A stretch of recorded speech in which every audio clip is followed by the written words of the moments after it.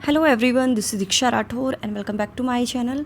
तो फ्रेंड्स, इस वीडियो में हम जो है चैप्टर 3 यानी जो है बालकों के विकास के सिद्धांत से रिलेटेड जो इम्पोर्टेंट एमसीक्यूज़ हैं वो हम इस वीडियो में देखेंगे। आपके लिए बहुत इंपॉर्टेंट है, ये आपके सीटेट, रीट, यूपीटेट सभी के लिए इंपॉर्टेंट है। सो वीडियो को पूरा देखिए और वीडियो को लाइक एंड शेयर कर दीजिए, चैनल को सब्सक्राइब कर लीजिए और लास्ट में आपको ज़रूर बताना है चैट सेक्शन में कि आपके कितने क्वेश्चन सही हुए हैं।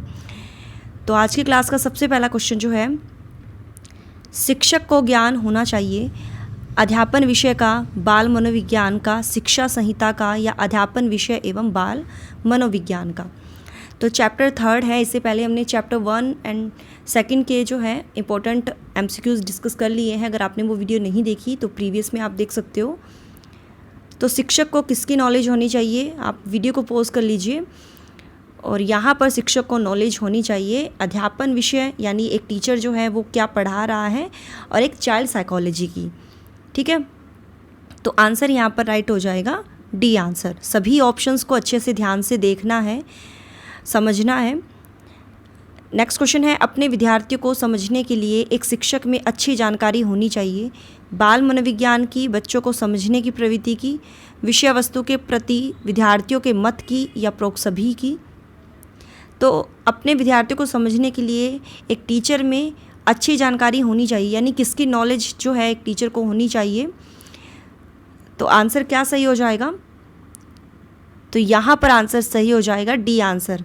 चाइल्ड साइकोलॉजी की भी होनी चाहिए और बच्चों को समझने की प्रवृत्ति भी एक टीचर में होनी चाहिए, और अपने कंटेंट के प्रति विद्यार्थियों के मत की, यानी बच्चों के क्या पॉइंट ऑफ व्यू है, इसकी जानकारी एक टीचर को होनी चाहिए। तो आंसर सही हो जाएगा उपरोक्त सभी की। बाल मनोविज्ञान के आधार पर कौन सा कथन सर्वोत्तम है? सारे बच्चे एक जैसे होते हैं, प्रत्येक बच्चा विशिष्ट होता है, कुछ बच्चे विशिष्ट होते हैं या कुछ बच्चे एक जैसे होते हैं। तो अकॉर्डिंग टू चाइल्ड साइकोलॉजी कौन सा कथन सही हो जाएगा कि प्रत्येक बच्चा जो है विशिष्ट होता है ना। आंसर राइट होगा यहाँ पर बी आंसर। आगे बढ़ते हैं। परिभाषा का अध्ययन क्षेत्र है जो मानवीय सामर्थ्यों में परिवर्तन का परीक्षण करता है, जीवन अवधि के दौरान व्यवहार की व्याख्या ढूंढेगा, बच्चों की वयस्क तथा वरिष्ठ नागरिकों के साथ तुलना करेगा, या किसी बच्चे के संज्ञानात्मक, सामाजिक तथा दूसरे सामर्थ्यों के क्रमिक विकास के लिए उत्तरदायी होगा। फोर्थ में आंसर देखिए क्या राइट होगा। बाल विकास की परिभाषा का अध्ययन क्षेत्र जो है किसी बच्चे के संज्ञानात्मक, सामाजिक तथा दूसरे सामर्थ्यों के क्रमिक विकास के लिए उत्तरदायी होगा। डी आंसर यहाँ पर सही है। अगला क्वेश्चन है, निर्देशात्मक विकास शब्द सूचित करता है दर, सीमा, दिशा या विशिष्ट गुण। निर्देशात्मक विकास जो है ये किसकी ओर सूचित करता है? आंसर राइट हो जाएगा विशिष्ट गुण की ओर। ठीक है, विकास के परिप्रेक्ष्य में समय के साथ होने वाले परिवर्तनों में निम्न में क्या शामिल है? रूप, दर, अनुक्रम या ये सभी? तो ये सभी शामिल इसमें नहीं होंगे डियर, ना ही रूप होगा ना ही अनुक्रम होगा, बल्कि दर होगी, क्योंकि समय के साथ होने वाले परिवर्तनों में ओनली दर जो है इसमें इंक्लूड होती है। आंसर यहाँ पर राइट हो जाएगा हमारा बी आंसर। ठीक है, नेक्स्ट क्वेश्चन जो है, बाल विकास में प्रक्रिया पर बल है, वातावरण और अनुभव की भूमिका पर बल है, गर्भावस्था से किशोरावस्था तक का अध्ययन होता है या प्रोक्त सभी पर? तो आंसर राइट हो जाएगा बाल विकास में गर्भावस्था से किशोरावस्था तक का अध्ययन होता है। ठीक है, सी आंसर यहाँ पर सही है। आगे बढ़ते हैं। बाल मनोविज्ञान के आधार पर कौन सा कथन जो है सर्वोत्तम है? बच्चे एक जैसे होते हैं, प्रत्येक बच्चा विशिष्ट होता है, कुछ बच्चे विशिष्ट होते हैं, कुछ बच्चे एक जैसे होते हैं। तो प्रत्येक बच्चा जो है विशिष्ट होता है। ठीक है, बी आंसर सही है। प्राथमिक शिक्षक के लिए बाल मनोविज्ञान का ज्ञान आवश्यक है क्योंकि यह बच्चों को अनुशासित करने में सहायता करता है, परीक्षा में परिणाम में उन्नति होती है, यह बच्चों को अभिप्रेरित करने के लिए सुविधाजनक तरीका बन जाता है, या यह बच्चों के व्यवहार को समझने में शिक्षक की सहायता करता है। तो प्राथमिक शिक्षक के लिए बाल मनोविज्ञान का ज्ञान होना क्यों ज़रूरी है, क्यों एक टीचर को इसकी नॉलेज होनी चाहिए? यह बच्चों के व्यवहार को समझने में टीचर की मदद करता है ना, सहायता करता है। तो डी आंसर यहाँ पर सही है। बाल मनोविज्ञान का केंद्र बिंदु है अच्छा शिक्षक, बालक, शिक्षण प्रक्रिया या विद्यालय। तो केंद्र बिंदु क्या होता है बाल मनोविज्ञान का? तो ये होता है बालक। बी आंसर राइट है। बाल मनोविज्ञान का क्षेत्र है, ऑप्शन देखिए, केवल शैशवावस्था की विशेषताओं का अध्ययन, केवल गर्भावस्था की विशेषताओं का अध्ययन, केवल बाल्यावस्था की विशेषताओं का अध्ययन, या गर्भावस्था से किशोरावस्था तक की विशेषताओं का अध्ययन। तो बाल मनोविज्ञान का क्षेत्र जो है, तो इसमें गर्भावस्था से लेकर किशोरावस्था तक का अध्ययन इसमें किया जाता है। तो आंसर राइट हो जाएगा डी आंसर। डी आंसर बिल्कुल सही है। आगे बढ़ते हैं। बाल मनोविज्ञान के अनुसार शिक्षा के क्षेत्र में मुख्य स्थान है बालक का, अध्यापक का, अभिभावक का या प्रशासक का। तो शिक्षा के क्षेत्र में मुख्य स्थान होता है बाल मनोविज्ञान के अनुसार। तो बाल मनोविज्ञान में इम्पोर्टेंट होगा, बालक का रोल सबसे अधिक होगा। तो ए आंसर यहाँ पर सही है। निरीक्षण विधि में किया जाता है अपना अध्ययन, अपने व्यवहार का अध्ययन, दूसरों के व्यवहार का अध्ययन या व्यवहार विश्लेषण। निरीक्षण विधि में किया जाता है दूसरों के व्यवहार का अध्ययन, यानी दूसरों को ऑब्जर्व करते हैं, दूसरे के व्यवहारों का हम ऑब्जर्वेशन करते हैं। केस अध्ययन विधि के संबंध में क्या सही नहीं है, यानी जो केस स्टडी होती है ना, यह एक मनोवैज्ञानिक विधि है, वैज्ञानिक विधि है। यह विधि बहुत जटिल होती है, यह सरल और सस्ती होती है, यह कारणों का पता लगाकर समस्याओं का निदान करती है। तो जो सही नहीं है वो हमें बताना है। तो बी आंसर बिल्कुल सही है। यह विधि बहुत जटिल होती है, ये कथन सही नहीं है, बल्कि सरल और सस्ती है, वैज्ञानिक विधि है, कारणों का पता लगाकर समस्याओं का निदान इसमें करते हैं। तो बी इसमें जो कथन सही नहीं है। बालक के व्यक्तिगत अध्ययन की मनोवैज्ञानिक विधि है रेटिंग स्केल, प्रश्नावली, केस स्टडी या प्रयोगात्मक विधि। व्यक्तिगत अध्ययन की मनोवैज्ञानिक विधि, तो ये है केस स्टडी। ठीक है। कक्षा का एक शरारती बच्चा अन्य बालकों या अन्य छात्रों को परेशान करता है।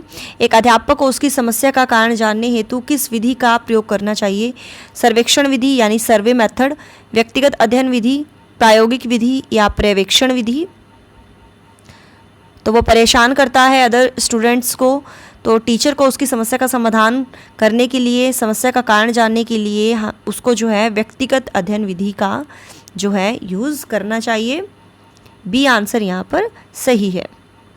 किसी बच्चे की वृद्धि और विकास का अध्ययन करने का सर्वोत्तम तरीका है तुलनात्मक विधि, विकासात्मक विधि, सांख्यिकी विधि या मनोविश्लेषणात्मक विधि।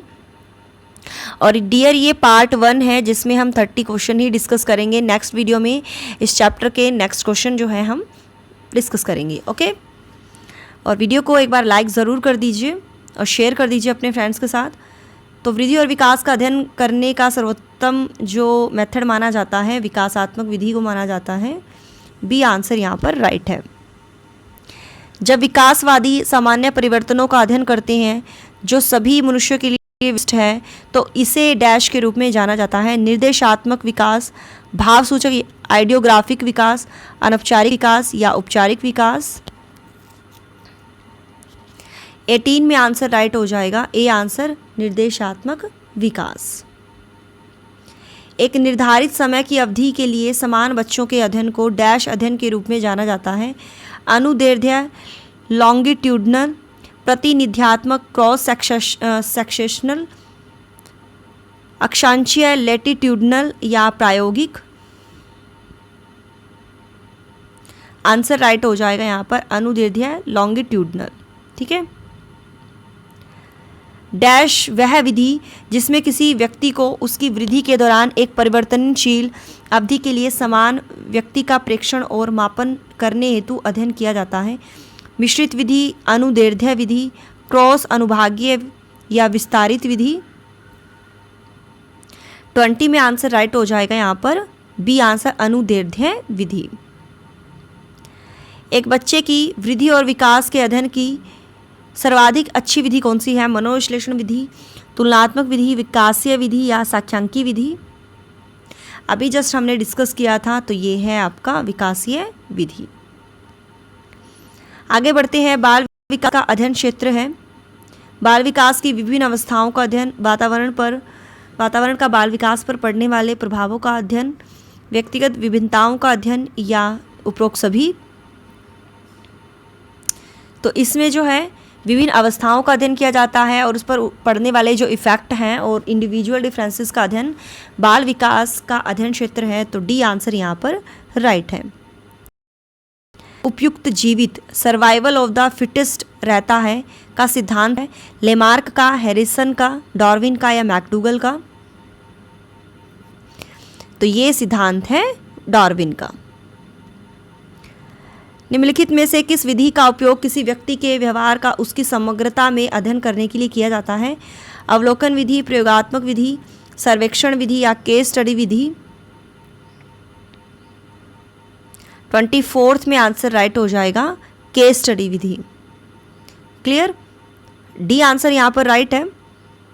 अध्ययन को लागू करने के लिए अध्ययन किया जाता है जिसमें से कुछ व्यक्तियों को कम से कम 2 लगातार अवसरों पर मापा जाता है। विस्तारित अनुदैर्ध्य विधि, क्रॉस अनुभागीय विधि या मिश्रित अनुदैर्ध्य?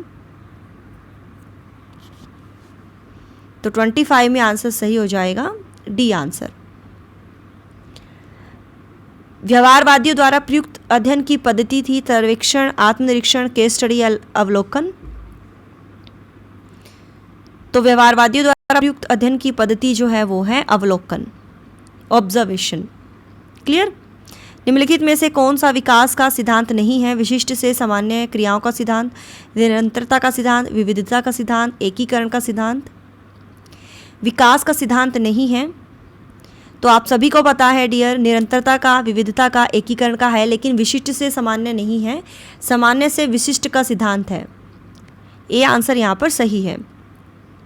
एक बालक पहले पूरे हाथ को, फिर उंगलियों को तथा फिर हाथ और उंगलियों को एक साथ चलाना सीखता है। यह उदाहरण वृद्धि और विकास के किस सिद्धांत को दर्शाता है? निरंतरता का सिद्धांत, एकीकरण का सिद्धांत, सामान्य से विशिष्ट का सिद्धांत या व्यक्तिगत विभिन्नता का सिद्धांत? तो ये कौन सा सिद्धांत है? तो ये सिद्धांत है एकीकरण का सिद्धांत। बी आंसर सही है। निम्नलिखित में से कौन सा विकास का सिद्धांत नहीं है? विकास आनुवंशिकता एवं पर्यावरण दोनों के द्वारा प्रभावित होता है। विकास सार्वभौमिक तथा सांस्कृतिक संदर्भ इसे प्रभावित नहीं करते। विकास जीवन पर्यंत होता है या विकास परिपक्व होता है? तो 29 में आंसर सही हो जाएगा। विकास सार्वभौमिक है तथा सांस्कृतिक संदर्भ इसे प्रभावित नहीं करते, ये विकास का सिद्धांत नहीं है। ठीक है। और आज की क्लास का लास्ट क्वेश्चन है, निम्नलिखित में से कौन सा विकास का सिद्धांत नहीं है? विकास तुलनात्मक रूप से क्रमिक होता है। विकास समय के साथ धीरे धीरे घटित होता है। विकास की सटीक गति एवं प्रकृति जन्म के समय ही निर्धारित हो जाती है, या व्यक्ति अलग अलग गति से विकास करते हैं? तो विकास का सिद्धांत नहीं है, देख लीजिए। और यहाँ आंसर सही हो जाएगा कि विकास की सटीक गति एवं प्रकृति जन्म के समय ही निर्धारित हो जाती है।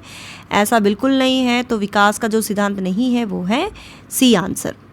ठीक है डियर, सी आंसर जो है यहाँ पर हमारा सही हो जाएगा। तो डियर यही थे आज के हमारे क्वेश्चन। आपके कितने सही हुए हैं कमेंट में बताइएगा। और ये मेरा व्हाट्सअप नंबर है, अगर कुछ भी आप पूछना चाहते हो तो यहाँ आप कॉन्टैक्ट कर सकते हो 8295024375। नेक्स्ट वीडियो में नेक्स्ट क्वेश्चन डिस्कस करेंगे। So thanks for watching my video. Do like, share and subscribe my YouTube channel. Till then, bye bye. रब राखा। जय भोलेनाथ।